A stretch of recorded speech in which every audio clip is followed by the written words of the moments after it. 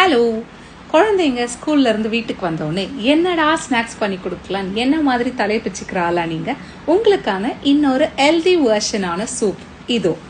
So ஒரு கடாய் எடுங்க, ப்ரோக்கலியை cut பண்ணி அதுக்குள்ளே போடுங்க. ஆனியனையும் அழகாக ஸ்லைஸாக கட் பண்ணி போடுங்க. ஒரே ஒரு பிரிஞ்சியில் இல்லை 2 போட்டுக்கோங்க. சால்ட் கொஞ்சம் போட்டு தண்ணி ஊற்றி நல்லா கொதிக்க வைங்க. அதுக்கப்புறமா அது ஆறின பிறகு அந்த 2 பிரிஞ்சியில் போட்டோம் இல்லையா, அதை தூக்கி போட்டுட்டு மீதி எல்லாத்தையும் தூக்கி மிக்சியில் பேஸ்ட்டாக அரைச்சிக்கோங்க. அரைச்சி முடிச்ச பிறகு இன்னொரு கடாயில் ஆலிவ் ஆயில் கொஞ்சமாக ஊற்றிக்கோங்க. அதுக்கப்புறமா பூண்டை போட்டு நல்லா வதக் வதக் வதக் வதக் வதக் வதக் வதக்கி முடிச்ச பிறகு இந்த பேஸ்ட் தூக்கி அதுக்குள்ளக்க போடுங்க. இப்போ நல்லா கொதிக்கட்டும். கொதிக்கிற ஸ்டேஜ் வரும்போது கொஞ்சமாக பெப்பர், கொஞ்சமாக சில்லி ஃப்ளேக்ஸ் போட்டு நல்லா கொதிச்சு முடிக்கட்டும்.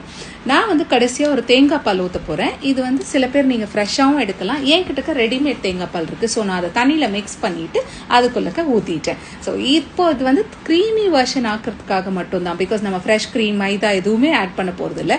இது ஒரு ஹெல்த்தியான வெர்ஷன்றதுனால இந்த தேங்காய் பால் ஊற்றுறோம், அவ்வளோதான். இப்போ கன்சிஸ்டன்சி செக் பண்ணிவிட்டு சால்ட், பெப்பர்லாம் செக் பண்ணிட்டு சர்வ் பண்ணுங்க. ரொம்ப ரொம்ப ஹெல்தியான சூப். ட்ரை பண்ணி பார்த்துட்டு எப்படி இருக்குன்னு சொல்லுங்க. Thank you and bye.